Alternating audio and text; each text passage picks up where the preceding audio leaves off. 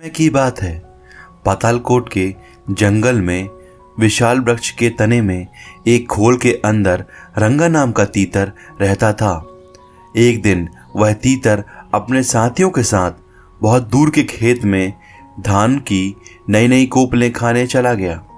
बहुत रात बीतने के बाद उस वृक्ष के खाली पड़े खोल में बिल्ला नाम का खरगोश घुस आया और वहां रहने लगा। कुछ दिन बाद रंगा तीतर अचानक ही आ गया।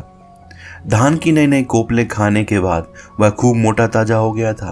अपनी खोल में आने पर उसने देखा कि वहां एक खरगोश बैठा है। उसने बिल्ला खरगोश से अपनी जगह खाली करने को कहा। बिल्ला खरगोश भी तीखे स्वभाव का था। बोला, यह घर अब तेरा नहीं है। बापी, कूप, तालाब और वृक्ष के घरों का यही नियम है कि जो भी उससे बसेरा कर ले उसका ही वह घर हो जाता है। घर का स्वामित्व केवल मनुष्यों के लिए होता है। पक्षियों के लिए गृह स्वामित्व का कोई विधान नहीं। झगड़ा बढ़ता गया।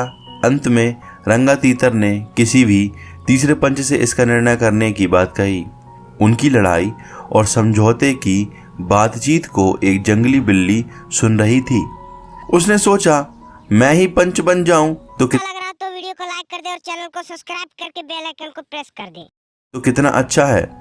दोनों को मारकर खाने का अवसर मिल जाएगा।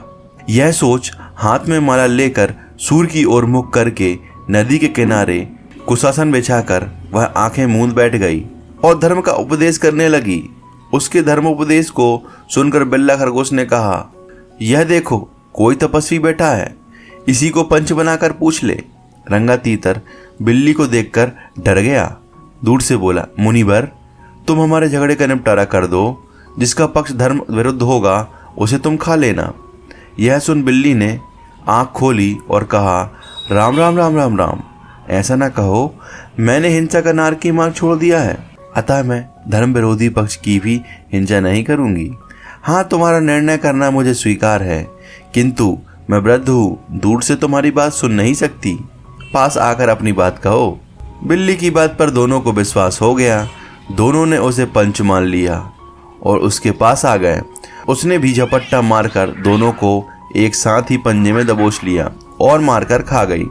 इस कहानी से हमें यह सीख मिलती है कि किसी भी व्यक्ति की चिकनी चुपड़ी बातों में नहीं आना चाहिए। आंखें मूंद कर किसी पर भी विश्वास करने से हमें धोखा मिलने की संभावना सर्वाधिक होती है। इसलिए अनजान लोगों पर जल्दी विश्वास ना करें और स्वयं को इस काबिल बनाएं कि कोई भी व्यक्ति आप पर शोषण न कर पाए और बेवकूफ़ न बना पाए।